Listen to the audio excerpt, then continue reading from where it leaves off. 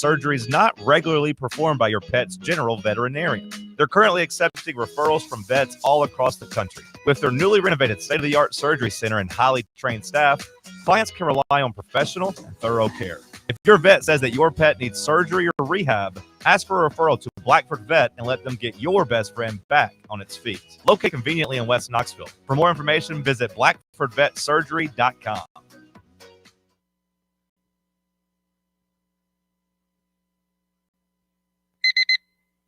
Airlines have just reduced their prices even more. Book 30 days in advance and save big. Want the absolute lowest prices on your airline tickets? Then call the Low Cost Airlines Travel Hotline right now for prices so low we can't publish them anywhere. The only way to access our low rates and save up to 70% is to call. Save hundreds on your vacation tickets by calling right now. You can fly anywhere in the world and pay discount prices on your airline tickets. Book a flight today to London, Paris, Madrid, or anywhere else you want to go and pay a lot less guaranteed. Call the International Travel Department right now at Low Cost Airlines. 800-631-1754. 800-631-1754. 800-631-1754.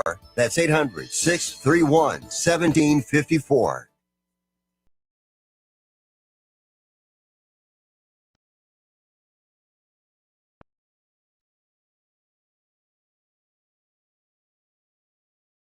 The buzzer has sounded.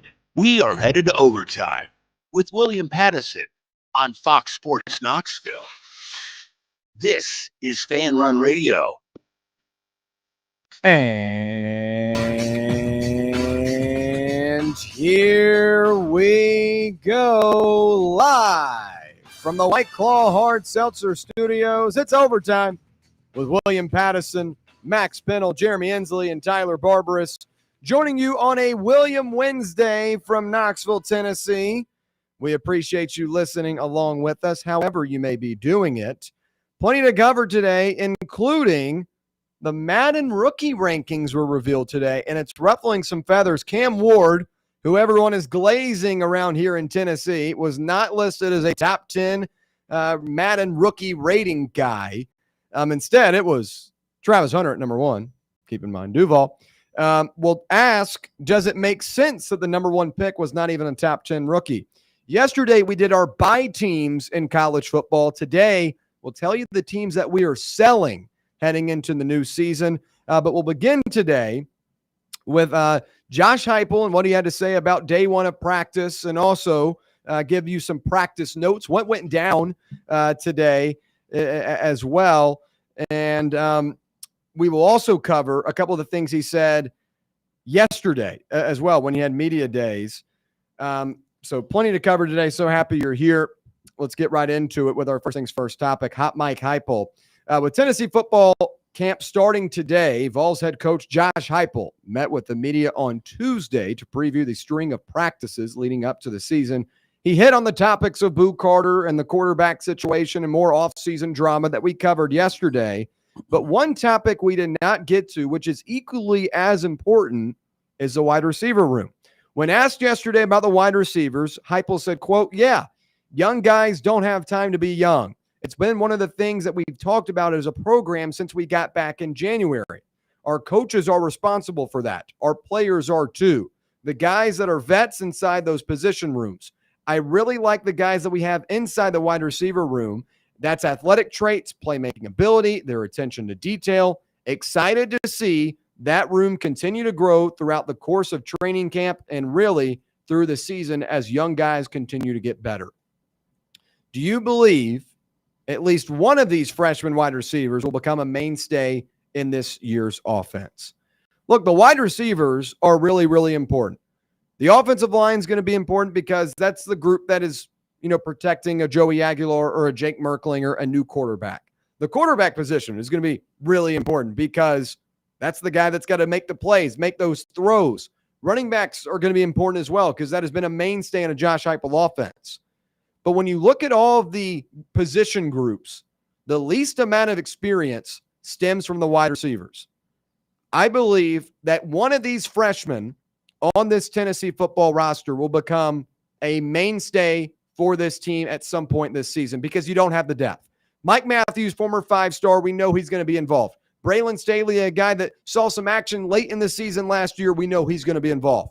Chris Brazzell, a guy that we know will play this upcoming season. But outside of that, there are a lot of questions.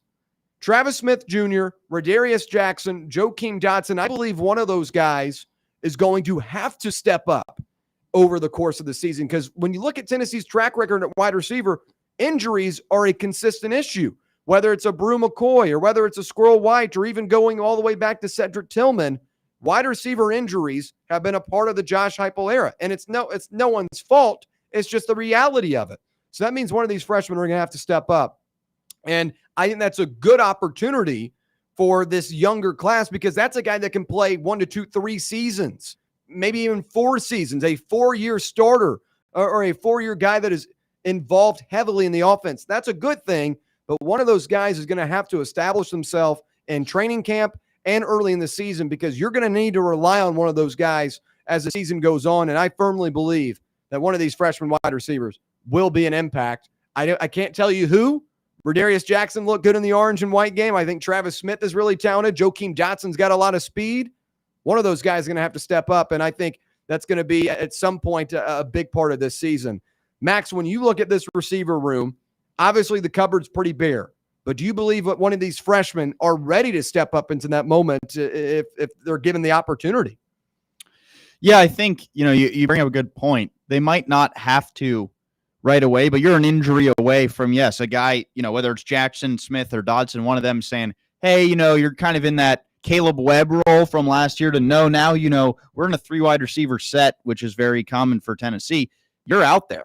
And that's a lot to put on a young player's plate for sure. I think if I had to, take a stab at which guy, I think my money would be on Travis Smith. I just think physically he's the furthest along where I think he'd be able to, a guy like Jackson or Dodson might have to put on a little more weight. Now, they could have done that this offseason, but coming into Tennessee, Travis Smith was the most physically built to play college football right now. Sure. I think that would probably have helped him in the early phases of team development. But all three, hey, a guy can be bigger than someone, but if he's not making plays, it really doesn't matter. But I do think you make a good point just about the importance of them. And, maybe they didn't expect that when they committed here, but now, you look at the way the depth chart is shaken out. Yeah, you're an injury away to a Brazzell or a Matthews or a poor performance by them to one of those guys cracking the lineup. And I don't know if that's necessarily a good thing, but I will say this. If those guys end up panning out, it's great experience to get. And you might be able to find out a little sooner about some of these guys instead of having to wait to either they hit the portal and you lose them or they're a junior, senior, and you're finding out, maybe, Travis Smith, maybe we should have upgraded that position. So there are some benefits to it, even if you don't reap them right away. Tyler. Yeah, I don't fully expect any wide receiver to come in and play a massive role in their first year in college. I mean, unless you're a Ryan Williams, right? He's just a different breed. Unless you're a Jeremiah Smith. Like, you saw a guy like Carnell Tate, right? Be a 5-star, top recruit in the class, was heavily linked to Tennessee. I think you got a crystal ball here, too. At one point, he was between Tennessee and Ohio State. It was close. Back and forth, but he was a 5-star, top 20 recruit in 2 classes ago, and he didn't really have his first big year until this year. Like, it's really hard for freshman wide receivers to burst on the scene, especially when you have a guy like Chris Brazzell who knows the offense, who is now going to be here for his second year. A guy like Mike Matthews, he's going to have a bigger role because he was kind of in that like Carnell Tate role, right? So I don't expect to see a guy like Travis Smith like break out for the Vols here. I would rather rely on the transfers like an Amari Jefferson to come in and play a bigger role.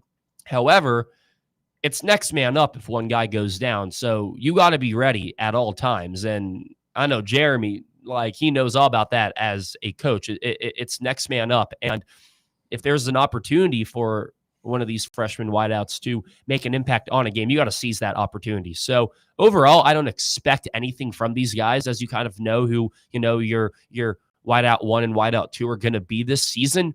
However, when you're in the game, make a play. And Jeremy, what your opinion on this? For me, how I look at it is like this.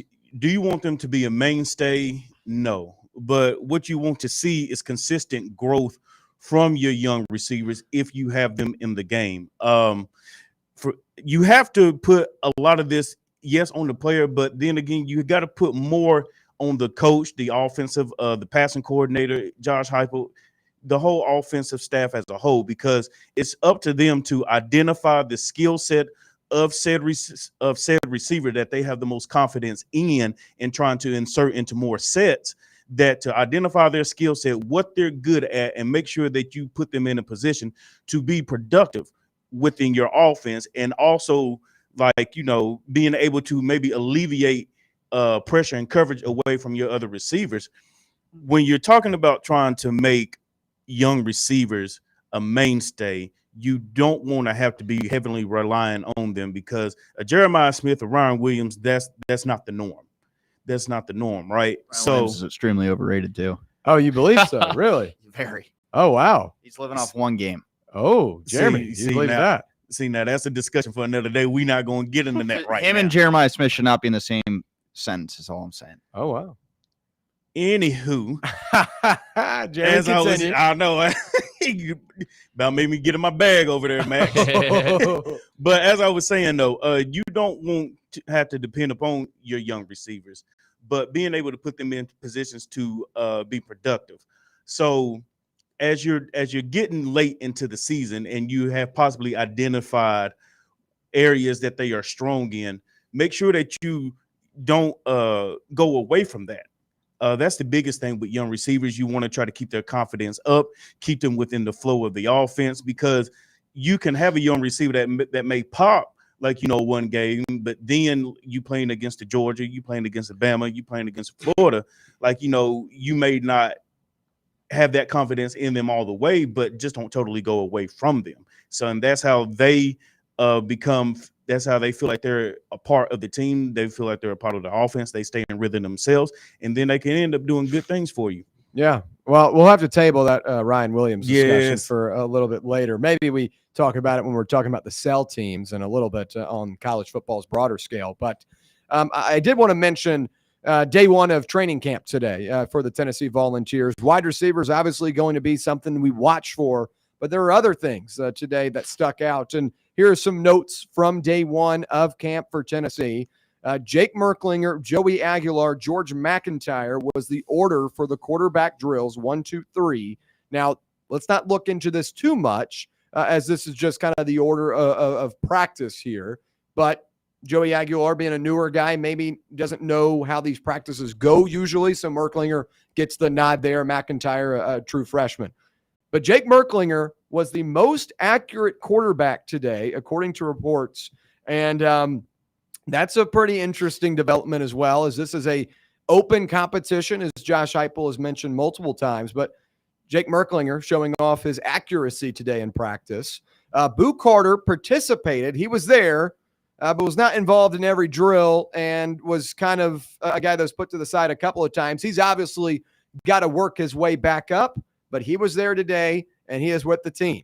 Now, talking about those wide receivers, Chris Brazzell was one of the injured players today, along with Jermon McCoy, a guy we talked a lot about yesterday. Miles Kitzelman was in a red no-contact jersey as he is coming back from an injury himself. Those were the notable injuries in terms of players today. But another interesting note, David Sanders, the five-star offensive tackle, has gone from 270 to 305 since arriving on campus to first off today, or I guess to training camp today, where he was a starter in the offensive line practice and drills. So 270 to 305, I really like that. Maybe 315 a little bit better, but 35 pounds of weight and muscle within about 6 months is really, really good news for the true freshman. What stands out to you guys the most is the question we're going to pose here. And I'm going to go straight to the quarterbacks, because when Joey Aguilar came to Tennessee, decided to, transfer from UCLA to Knoxville. A lot of people are like, oh, there's Tennessee's starter right there. He's just going to be the guy that they're just going to hand the keys to. And that's not how this works. And many people still are like, no, I don't want to hear anything positive about Jake Merklinger. Joey's going to be the guy. He's got more experience. But today, Jake Merklinger was the most accurate quarterback in practice. I get it. It's day one. William, don't overreact. But let's, let this thing marinate. Let's have this competition actually play out, because Joey Aguilar, I think, is a great dude. He's got plenty of experience, but this is not necessarily his job to lose. This is an open competition. Jake Merklinger is entering his second year with the team. He understands this offense very well. He's, got a really good mechanical throw.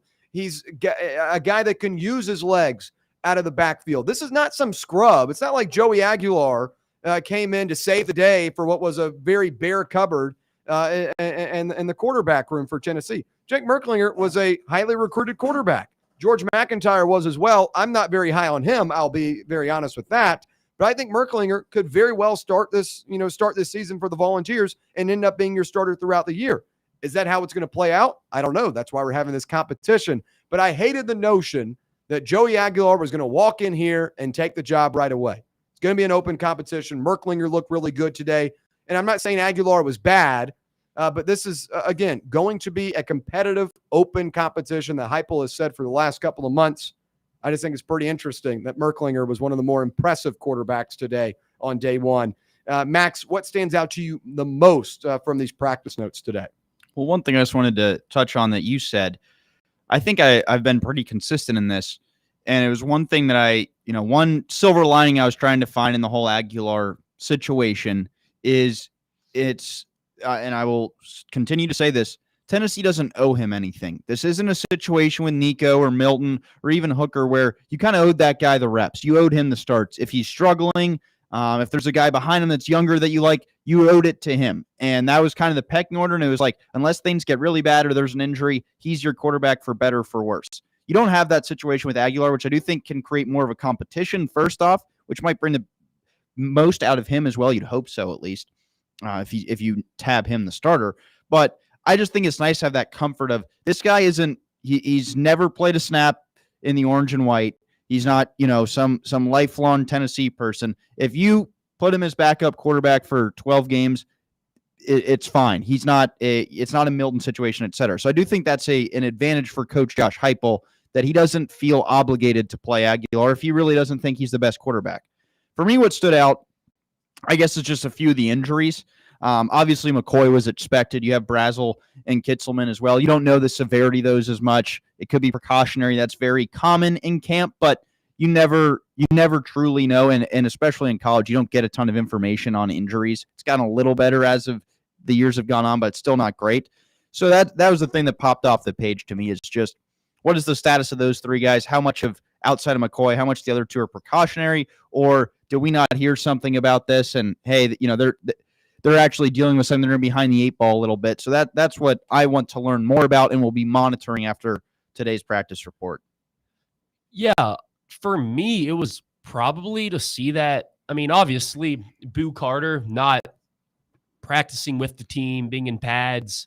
That's something that I would like to see, but it's good that he has discipline on his own. But I was pretty happy that he still did his own independent drills, individual drills on his own. Reading a report here, when the team transitioned from the indoor facility to the outdoor practice field for the bulk of practice, Carter remained inside with injured players. Not sure exactly what he was doing, but it's still nice to see that he was trying to sharpen his tools and, get back in shape, or just continue grinding to make sure that he is in a good spot when the season does come around. But as for the quarterback situation, William, was there one player that got more first team reps than the other, or? Well, quarterbacks were not really shown much to the media in a very Josh Heupel-esque way. Media is given a set amount of time each day. Today, it was a lot longer than it'll be for the next couple of practices. You only get to see so many different reps, but Heupel, knowing, what people want to talk about, doesn't really show off the quarterbacks that much, but every guy got equal reps And this, the analysis of most accurate quarterback was just kind of eyeballing what a lot of people saw. But there were interceptions thrown. There were good throws thrown. Sure.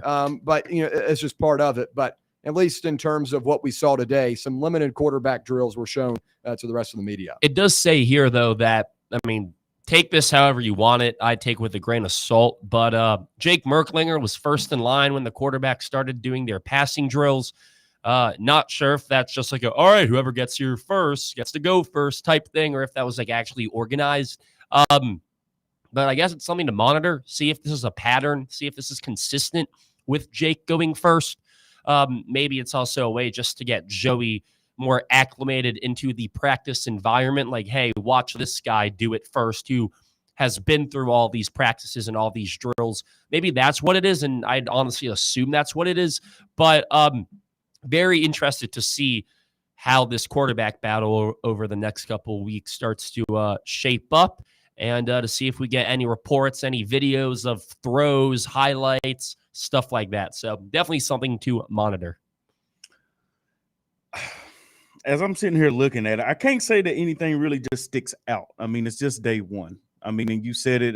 There's no reason to overreact. But if there's anything that did stick out, I guess the injuries to Brazel and Kitzelman. Do we know exactly what they are dealing with? For Brazel, I have no idea why he was not able to play today. For Kitzelman, I know he did have surgery in it might have been April or early May, and it was on his I believe collarbone or shoulder, something like that. So he's not going to be out long term or anything like that. It's more precautionary for him. Now Brazel, I have no idea why he was not available.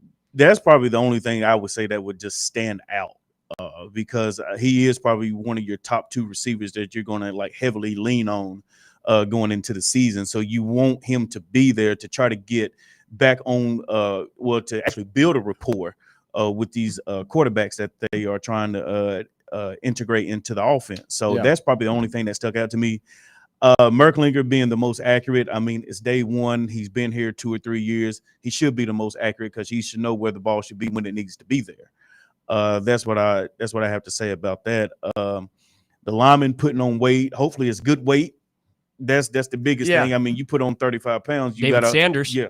You gotta hope it's good weight. Did you say guard? Yeah, or is he tackle? Tackle. Tackle. Okay, yeah. so you hope that weight doesn't take from his kickback. You hope it doesn't take from him being able to pull, get out out on the edge and stuff like that. But if it's good weight, hey. Hopefully he got a lot of strength behind it, and he'll be able to maul some people for the run game that will hopefully still be strong for UT. But other than that, I wouldn't say anything necessarily stood out. Like I said, it's just day one. Kind of let things develop, let things happen. See what you really want to start hearing is who's looking like they're taking control. Sure. Who looks like they're now scooting somebody over into the passenger seat and you know what, it's time for me to get behind this wheel and drive this thing on home. So that's really what you want to look for. Yeah, and you guys had already kind of touched on Chris Brazel being out. It was one of the things I included here in the show notes today. But, we were talking about wide receiver earlier. How big of a concern is Chris Brazel being listed on that injury report? And, I think there's a silver lining in it in the sense of, okay, hey, freshman, Travis Smith, Verdarius Jackson, Joakim Dotson, hey, man, time to get going because, very easily this could be the pattern you see this season. Chris Brazel could follow up a lot of the other Tennessee wide receivers in your past that have been injured and hurt. And obviously you don't want that to happen. But outside of 2021, when's the last time Tennessee was fully healthy at wide receiver for the full season? They haven't been. Even in 2022, you lose Cedric Tillman and have Ramal Keaton step in that position. In 23, it was Brew McCoy. Last year was Squirrel White. Really, Dante Thornton, too. Dante Thornton was really, really good when he played. Led the country in yards per reception when he played. But he wasn't always available. So injuries are a really big concern at wide receiver because you're already thin. And this is the most thin wide receiver room, at least in terms of experience, that you've had coming into a season. And that's why I was like, Chris Brazel on the injury list. Let's hope this is not a long-term thing. It's going to be very hard to get Heupel to talk about anything in terms of injuries and be very transparent about it. But as we were talking about earlier, these freshmen have the opportunity to establish themselves right now in practice to where come, week 2, 3, whatever it may be, a guy goes down. All right, Smith, Jackson, Dotson, you're in, and they can fill that role. So that's what I'm, a little bit weary about, especially having, one of your guys that has the most experience returning, being injured. But again, it could be a positive for some of these freshmen to have the opportunity early on to get some more wide receiver 1 or first team reps. Guys, anything else to add to that, or are we good to head to the break? Break time. Silence from the crowd. So we'll head to the break. When we come back, yesterday we did the teams we're buying in college football. Today we'll do the sells. We'll tell you the teams that we are selling heading into 2025. Stay right here. It's overtime on Fan Run Radio. Big Orange Country's home for sports. This is Fan Run Radio.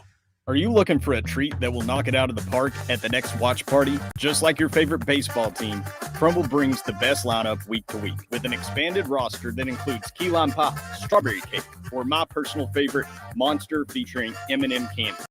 Let Crumble treat you to the best cookies in the game. Download the Crumble app and start earning rewards. You can even vote monthly on what flavors you would like to see at any store of your choice. Warmer weather is here, so get to the ballpark, but don't miss the cookies. Hello, is Tina there? Who's this? Yeah, this is Vince from the hit reality show Wives Don't Tell. Tina applied for our show to confess that her husband won't go to the doctor to get his erectile dysfunction checked. She said she's ready for a guy that can bring the heat. All right, what the hell is going on? You're talking to her husband right now? Tina! Well, she wrote the application that her man's performance is questionable. She's basically married to a coffee table. She also said, we live within driving distance to Men's Pro Knoxville, but he's too scared to get a blood test. Oh my, she is done. She is so done. Got you, Mike. It's nephew Tommy. Ain't no reality show. It's a prank. Men's Pro Knoxville is the real deal, fellas. Local experts, test results in minutes. Call 865-544-8220 or hit menspronknoxville.com before your lady books a new co-star. Men's Pro Knoxville, making it happen. Citizens National Bank. There are always memories to be made with family and friends, and we want you to share your memories with us. Share your best photos depicting your memorable experiences throughout the year, and your photo could be chosen to be in our 2019 Memories Calendar. Simply upload your photo to CMB's Facebook page's photo contest application or deliver it to any branch. Citizens National Bank. Banking never felt so good. Visit cmbtn.com for official contest rules. Ready to launch your career? Axle Logistics is a leading third-party logistics company where excellence is an energy. With an award-winning culture, Axle proves that positive outcomes come from a positive environment and a work hard, play hard mentality. At Axle, the drive for success is infectious. And with an uncapped commission structure, hard work isn't just noticed, it's rewarded. For those with big goals and even bigger dreams, Axle Logistics is the place to start your career. A brand built in Tennessee and born from the love of the game, Inward Half revolutionizes golfing comfort. Crafted by a former pro and dedicated enthusiast just like you, our luxury performance wear guarantees you stay cool and comfortable through every swing and every day. We're not just a brand. We've set out to create a lifestyle for those who understand that impeccable style and premium performance are a hole-in-one. Enjoy the walk-in with Inward Half.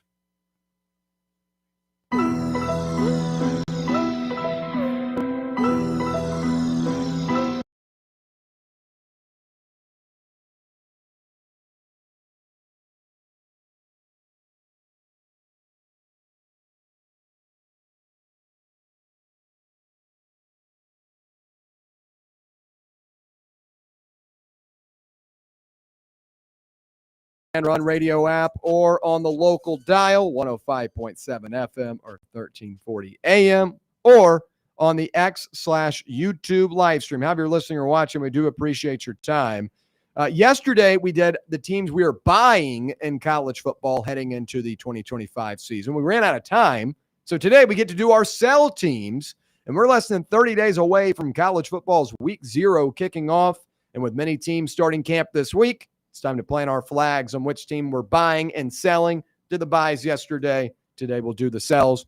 We'll begin on the other side of the room because I've got a couple of teams I could say don't want to bite off too much that I can chew. Tyler, beginning with you, who's the team you're selling heading into the 2025 season? The University of Maryland. No, I'm joking. Oh, okay. They're worth a sell every year. I feel like Oregon's kind of destined to have a down year. Okay.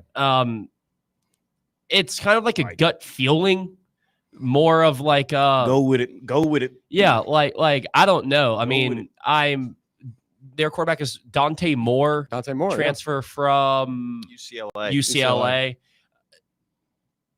Like he showed a lot of promise last year, right? But I mean, they were terrible last year, UCLA. I mean, you're going to a much better team now, but you're going to be in more competitive games, I feel like, against the top teams, and that's when you're really going to have to step up and show your talent off. I feel like their offensive line is always good every year, but they're younger, I feel like, than they were last year and the year prior. And their defense, like, I don't really know any of these names defensively, and I'm not as big of a college football head as William or Max or Jeremy are, but I feel like that they're going to have a tougher time playing a team. I have to look at their schedule. They play at Penn State. I think that's going to be a really tough game. You play Wisconsin at home. I think that could be a test. You end the season at Washington. I like Wisconsin. I've just always been a fan of them. Is Wisconsin good this season? Is Luke Fickell been? I don't think he's been above 500 in this time. Yeah. Oh, somehow sorry. he got extended. I thought that game was at Wisconsin. Excuse me. It's No. at Oregon. They should handle business So there. Oregon plays Oklahoma State week 2 in Eugene. Oregon State week 4 in Eugene. At Penn State's one of their big road games. Outside of that, they get Indiana on week 7 off a bye. At Iowa in week 11, USC in week 13. I just throw USC in there. Iowa week 11. That could be an interesting. Could be like 25 degrees too. Penn State and Iowa are interesting ones. But other than that, the 25th toughest schedule in college football this year are the Ducks. It's more of a hunch than I'll give you all the answers behind it. Oregon's been one of the better teams in college football, like ever since they kind of started getting into it, like 6 years ago. They just always produce NFL talent. And I mean, that's very respectable, but I don't know. It's going to be their 3rd year in the Big Ten, right? Second year in the Big Ten. I feel like it's gone much quicker than that already. I don't know. I think Washington to end the season could be tough. I mean, that's always a tough matchup between these two schools. It really all just comes down to Dante Moore and how he performs. A lot of people see him as a potential first-round draft pick, but he very well, if he has a bad year, could slide down. And I think if you start to see him kind of in these mock drafts, right, where he gets mocked in the 3rd round or 4th round rather than the 1st or 2nd round, that could kind of be an indicator that, Oregon doesn't have as strong of quarterback play as they have had over the past couple of years. And I think that's probably their biggest factor. So it's just me not having as much faith in Dante Moore as some other people do. And there are a couple pretty tough games on the schedule as well that I could certainly see them losing. I think it all depends on that Penn State game. If they win that Penn State game, I think they'll just be cruising for the rest of the year. But I do think Penn State ultimately will win that game. And then if they drop one more to, let's say an Iowa or an Indiana at home, which, I don't think they will, this is a team that could be on the verge of missing the college football playoffs and not being, that number 1 seed that they were last year.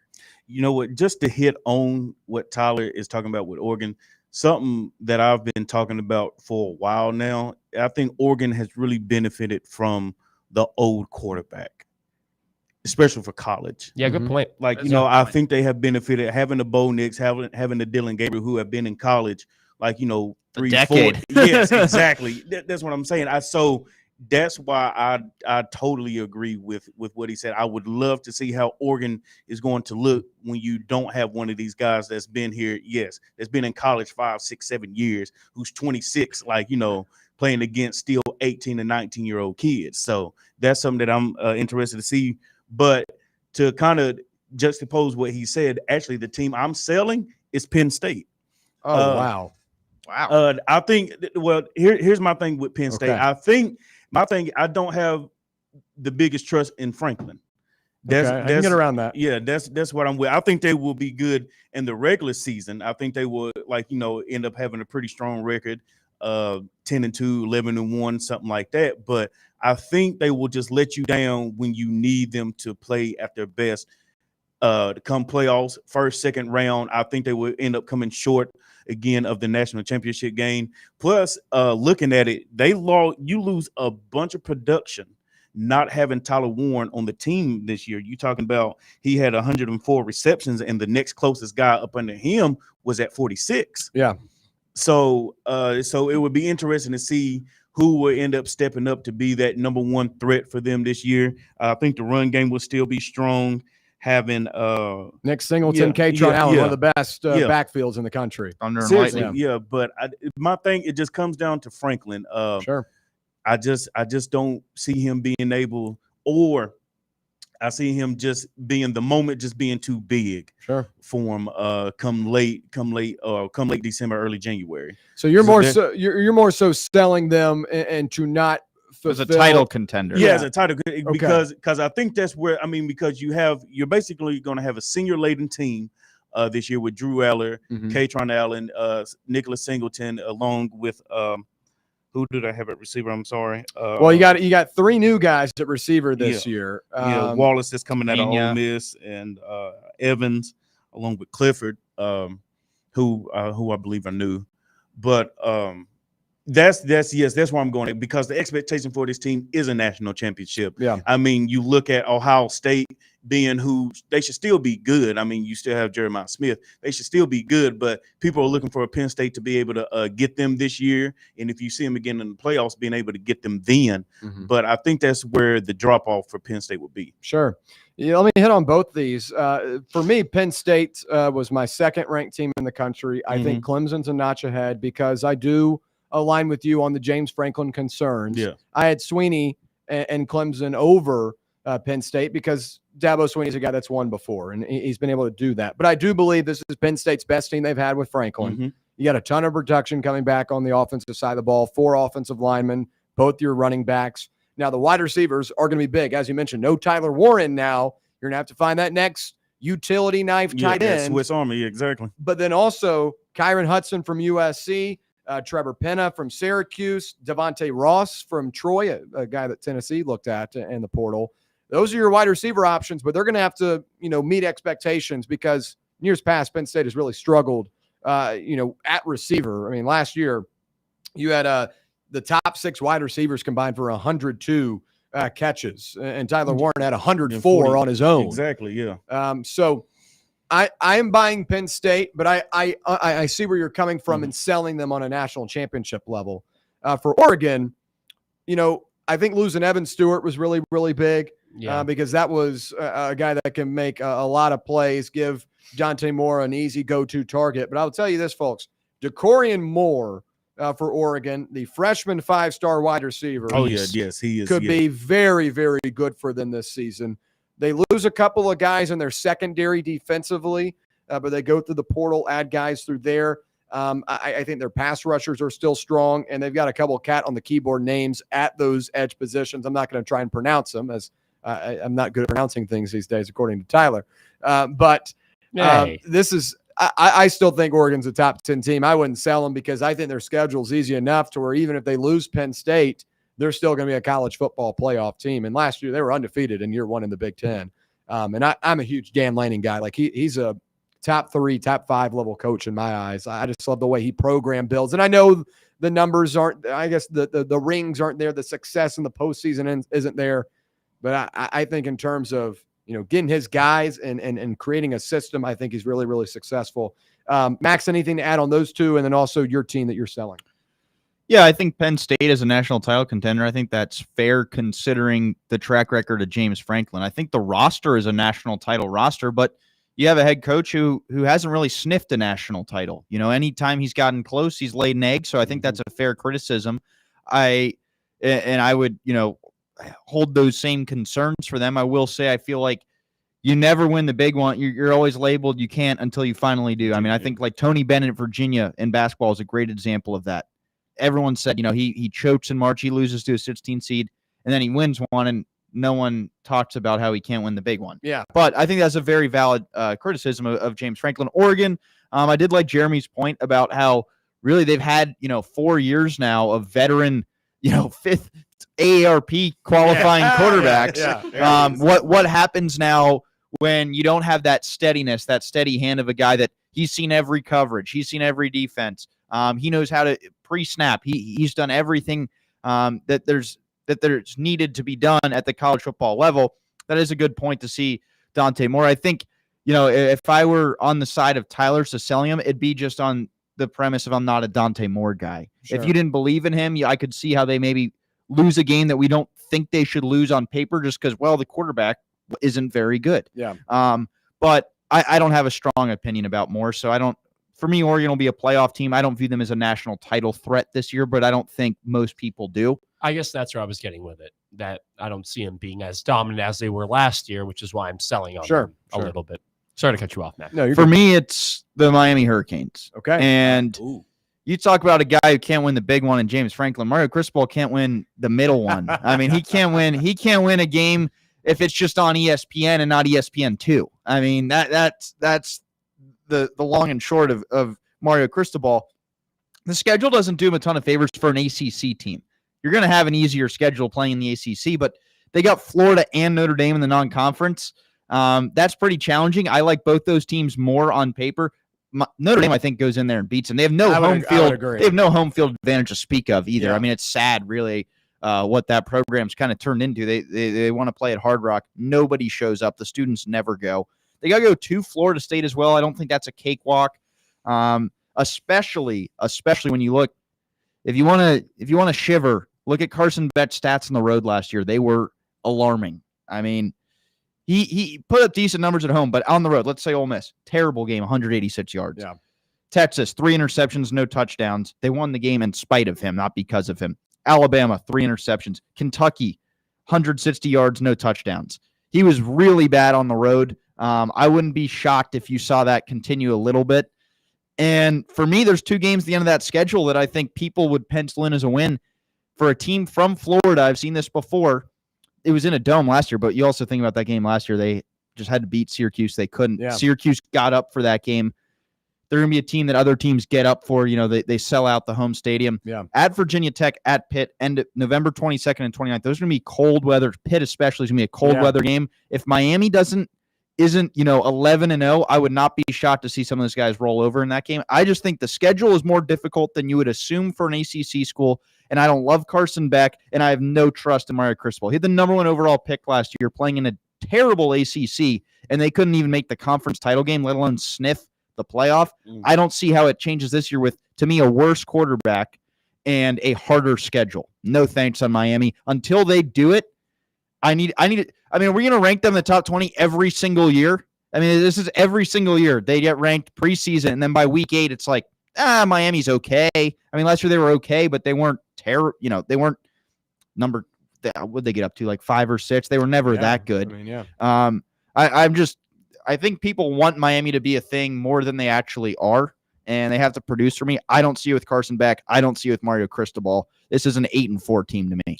Yeah, Miami allowed 30 or more points in 5 of 8 ACC games last season. It was tied for 68th nationally in the nation, allowing 25.3 points per game. A new defensive coordinator, though, however, Corey Heatherman comes over from Minnesota. Minnesota did have a top 10 unit last year. Maybe that changes things.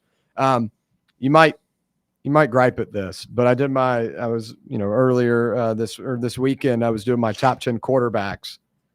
I still found a way to put Carson Beck top 10. He was my number 1 guy last year. I don't hate him as top 10. Yeah. But I don't think he's a guy that's good enough. We saw it last year that, you just put him on Miami and that makes them 2 wins better than last year. I think they got worse at the quarterback position, and it's less having to do with Carson Beck and more. Cam Ward was the number 1 overall pick. Yeah. They don't have a number 1 overall pick quarterback this year, and they couldn't win with it last year. With an easier schedule. Miami gets 3 starters back on the offensive line. The receiving core mostly new as well. Josiah Trader comes back, but BYU transfer Keelan Marion is going to have to really step up. And a new running back, too. And this is a Shannon Dawson offense that is an air raid group. But last year they leaned on Damian Martinez, the former Oregon State running back. They're going to have to establish that early on in the year to make things easier for Beck. I don't think that's a bad take, though. I mean, when you look at that schedule, Notre Dame, I believe, will go in there and win comfortably. Florida's interesting because I do think Florida's better, but I'm interested to see what version of Florida they get. I mean, last year, Florida at the beginning of the season and the end of the season were two different teams. Yeah, it was Jekyll and Hyde. So, but you could also say the same about Miami. That'll also be a home game for Florida, though, in Miami. Yeah. I mean, that's part of it. They have – I don't feel bad for them because I can't stand Miami, but they have no home field. They get Notre Dame and Florida at home. I would not be surprised if both those crowds are more than 50% the opposing fan base. Yeah. Wow. All right, look, I'll give my team that I'm selling, and I am going based off a team that is being projected in the top 25, and for some people, a college football playoff contender. Some people even saying that this guy is a Heisman dark horse. I'm going with SMU as a team I am selling, and like I did my top 25 teams about 3 or 4 weeks ago, and they were a team that I did as an honorable mention. Because I think their schedule is tougher this season. They lose a lot of guys defensively. And while I do like Kevin Jennings and what he was able to kind of revitalize in last year's offense against good teams. Don't watch that Penn State film. Well, Do not watch that Penn State film. Final 2 games of the season against good teams, Clemson and Penn State, 5 turnovers and was a train wreck. And I get it. They're not playing Penn State and Clemson every weekend in the ACC. But as a team that is being projected to be a top 25 team and also maybe make it back to the college football playoff, I don't buy it at all. Let's go look at their schedule. Week 2, Baylor. That's a loss. I think Baylor's a better team. Sawyer Robertson comes back. He's a top 10 quarterback in college football. That is a better team. That's a loss for SMU. Down the list, at Clemson, hell no. They're not beating Clemson on the road. And then you go down the list even more. Miami and Louisville, I think, are 2 toss-up games, but I think Miami's got a better roster, a more established quarterback that is going to be more comfortable than a Kevin Jennings going up against a Miami-level defense that recruits at a very high level. And I think Louisville is a team that at the end of the season continues to get better. So I see 4 potential losses for SMU right off the bat. And I think at TCU is – and that's I was about to say, and that's not even throwing in a TCU team that, you know, I like Josh Hoover at quarterback for them. I think the rest of their team's a little bit of a question mark. And I think this could also be a very interesting year for their coach in terms of where they go this season. But those are 4 losses already, not even taking into account that TCU game. I'm out on SMU. I've got a bunch of SMU friends that have been saying, William, what the hell? Are you kidding me? SMU's not a top 25 team. You've lost your mind. You're baiting. You're rage baiting, man. No, this is a team that I think loses 3 to 4 games. And last year against competent opponents, 5 turnovers from Kevin Jennings in the final 2 games of the season. I'm out on SMU. I don't like them. I don't think they're as good as they were last year. And also they got graced with an easy schedule. And when they were asked to play in big games, they were not good. They didn't get off the bus for that Penn State. I mean, they showed up and saw that it was like 15 degrees and were like, can we just get this over with as soon as possible so we can get back on that bus, go home to warm Texas, and we had a good season, and that'll be that. You know, we on the slate, we, you know, do gambling. And last year, one of my favorite plays of the college football season was Penn State at home against SMU. That was too easy to take. But, you know, I think Kevin Jennings is good, but they lose a lot of their key pieces defensively. And I just don't think he's a guy that is going to be efficient against good defenses and against good teams. Baylor, I mean, in week 2, I think is a loss for them, even though it's at home. And another thing real quick about SMU, I don't know if you guys saw this, but they're striping out their stadium against Miami. All 38?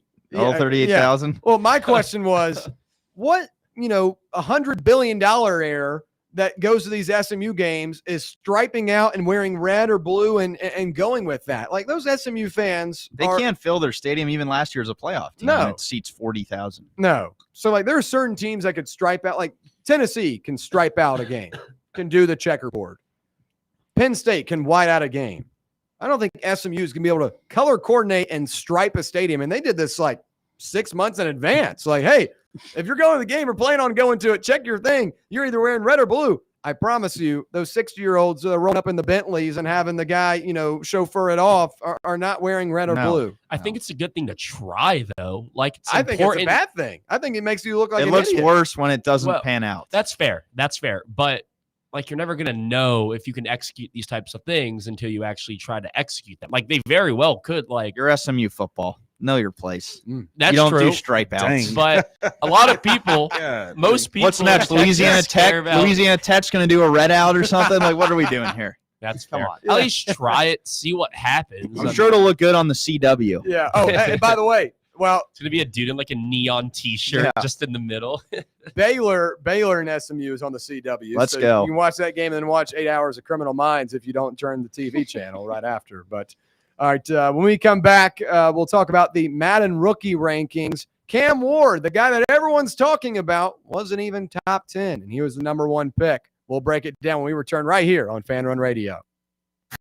Catch up with all things Fan Run by subscribing to our podcast feed. Like, rate, and download the show from the Fan Run app or wherever you get your podcasts.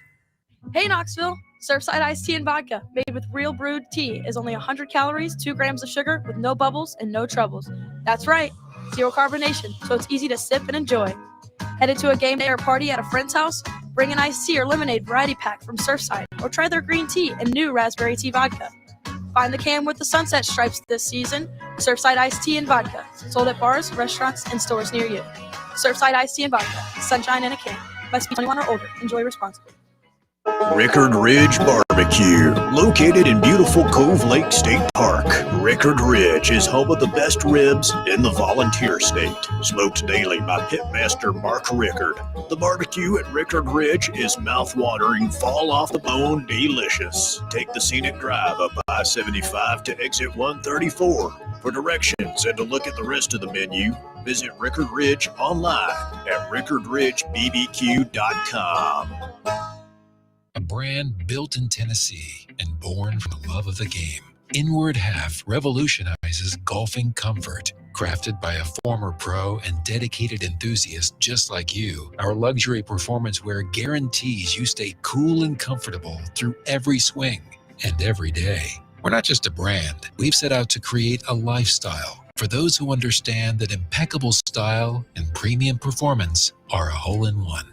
Enjoy the walk-in with Inward Half. This is Coach Josh Heupel. In football and life, you need a solid defense to protect what matters most. That's where Farm Bureau Insurance of Tennessee comes in. Score peace of mind with Farm Bureau Insurance, the official insurance of the Vols. They're your line of defense. FBITN.com. This is Baseball VFL Cody Brown. Farm Bureau Insurance is the official insurance of the Tennessee Vols. I'm here to be that line of defense for all your insurance needs. Give me a call at 865-992-3871 and go Vols. White Claw is taking hard seltzer to new heights with White Claw Surge. At 8% alcohol, White Claw Surge is a stronger wave of refreshment that doesn't compromise on taste. Available in 4 bold waves of flavor like ripe blackberry, citrusy blood orange, zesty natural lime, and tart cranberry. Check out your favorite retailer in-store and online for the White Claw Surge Variety 12-pack and 16-ounce single-serve cans. White Claw Surge. Please drink responsibly. Located in Knoxville's historic Old City, Barley's offers great food, live music, the best draft beer selection in town, and now your new favorite place to watch sports. Their indoor projector is perfect for any weather, and they've revamped their upstairs area with more TVs to take in all of the action. Their menu features hand-battered chicken tenders, juicy burgers, fresh salads, and the tastiest pizza in Knoxville. You can enjoy their happy hour drink specials daily from open until 6 p.m. Barley's Tap Room and Pizzeria.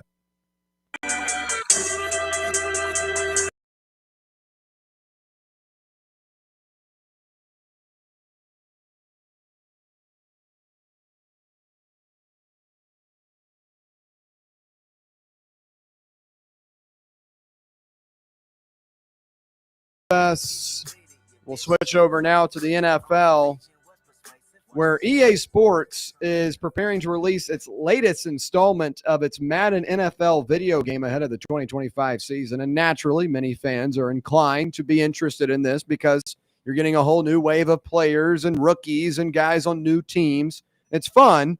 But for Titans fans, it hasn't been fun looking at the rankings reveal or the rating reveal for the rookies this upcoming season. The top 3 rookies: Travis Hunter, Jacksonville Jaguars, 84 overall. Duval. Ashton Jeanty, Las Vegas Raiders, 83 overall. Good luck behind that offensive line. Abdul Carter from the New York Giants, an 81 overall. I think he was really, really strong. The second best player in this year's class behind Hunter. And then all the way down the list, you got to kind of squint and look. You got to keep on scrolling.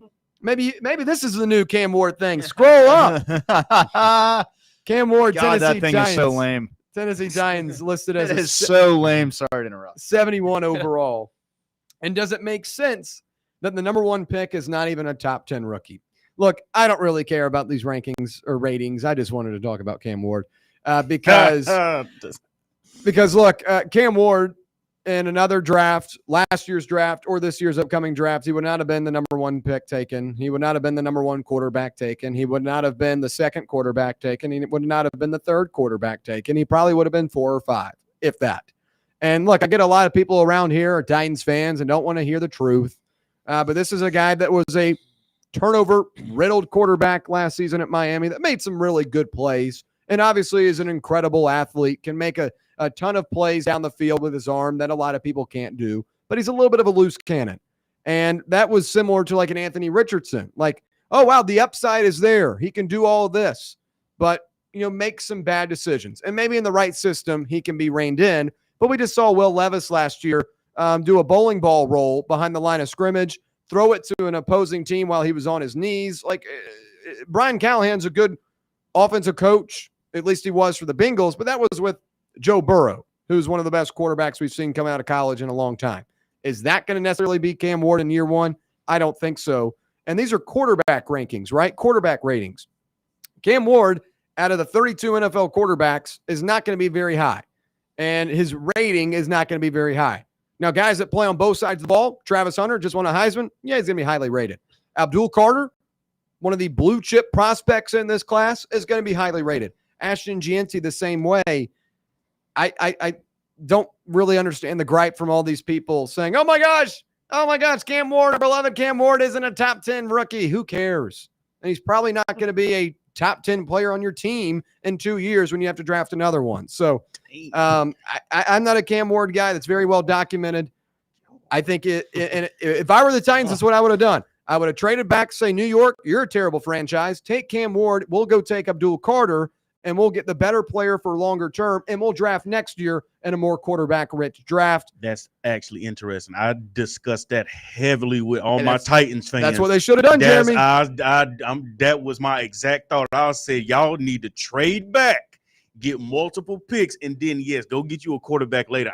Because y'all are not a quarterback away from even making the playoffs. I am with you on that one. Yeah. Oh, my gosh. Yeah. I love that. It's a better class next. This upcoming class should be better, much better. It was. And the funny thing is these Titans fans are like, well, Arch Manning, like, what did he do last year? I mean, you're basing it off of potential. Like, obviously, Arch Manning hasn't proven enough to be drafted right now, but after a full season as a starter for Texas, who's going to be a top 5 team in the country. How about the guy who won the conference? Ward couldn't. Yeah. I mean, he'll be a top 5 pick. Yeah, Cade Klubnik. Yeah. I mean, Cade Klubnik, I think, will be really good. Drew Aller, I think, has the potential up there at 6'5". I mean, there are a lot of better. Honestly, this upcoming class, you can name. Cam Ward is Geno Smith to me, which that's fine, but that's not first overall pick good. Was that's Geno Smith ever moving like that in the pocket? Cam Ward's not that great of an athlete. I will say Geno Smith at West Virginia at the time, Geno Smith was balling. Yeah. And he got drafted to a rough situation. Took him a while to find his feet, but his ceiling is a wild card quarterback at his best. Which for this Madden rating, it doesn't mean anything. Don't put too much stock in it. I mean, you hit it perfectly. I mean, in any other year, any other class, Cam Ward is the 5th, 6th quarterback off the board. So I don't see what the gripe is all about. I mean, leading into the draft, I mean, it was talked about that he was really one of the least talented players, but by positional need, he was going to go high. So you can't let that distract you from the fact that there were more talented players at their respective positions behind him. And so, that's what it is. Yeah. Look, a lot of these Titans fans are not going to like this. And I know we're about 2 hours and 30 minutes away from Nashville, and a lot of Titans listeners also tune in to this. But I'm just being real. Being real, I'm not a Cam Ward guy. I said it. A lot of turnover-worthy plays. It's not going to relate well. and the NFL level when the defensive lineman is as fast as you are. Yep. You're not going to be able to bounce around and pinball around and zip it down the field against Cal anymore. You're not playing Cal. You're not playing Virginia Tech. No, you just took the two teams I had Yeah. on the tip of my tongue, too. I mean, but go back and watch his tape last year. Like, yeah, there's some really good moments, but explain to me how the number 1 overall pick with a team that is riddled with talent is down at home to Virginia Tech and losing on the road to a Cal team that was barely scraping a bowl game. Don't watch that Cal tape. Oh, gosh. Don't watch it. If you're a Titans fan, do not watch. Oh, this right here is going to mean PU instead of Clip that. whatever, Clip that. whatever that means. All right, that's going to wrap it up for a Wednesday edition of OT. We appreciate you hanging out with us. For Max Pennell, Jeremy Ensley, and Tyler Barbaras, I'm William Pattison. We'll see you same time tomorrow, 6 to 7 on the slate, 7 to 8 for overtime right here on Fan Run Radio. Johan Duran from the Twins. So both these teams adding to their bullpen ahead of the trade deadline. The Reds acquiring Gold Glove third baseman Brian Hayes from the Pirates. Yankees trading for White Sox outfielder Austin Slater. Tyler Rogers, right-hander, goes to the Mets from the Giants, and the Mariners traded for the Pirates left-hand reliever Caleb Ferguson. Brave star Ronald Acuna Jr. has a grade 1 calf strain. He could return in 2 weeks. Games active right now. The White Sox with a 9-2 lead over the Phillies, top of the 8th. Top of the 7th inning, Guardians lead the Rockies 3-0. Dodgers 2-1 over the Reds, top of the 4th inning. Bottom of the 3rd, the Rays 1-0 over the Yankees. Miami and Cardinals are scoreless in the bottom of the 1st. I'm Martin Weiss.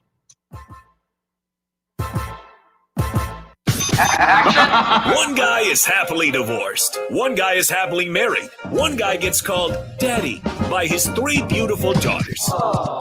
One guy gets called daddy after a credit card approval. One guy won a state high school basketball championship. One guy only covered a state high school basketball championship. One guy does voiceovers for fast food chains. One guy only eats fast food. Does this seem weird to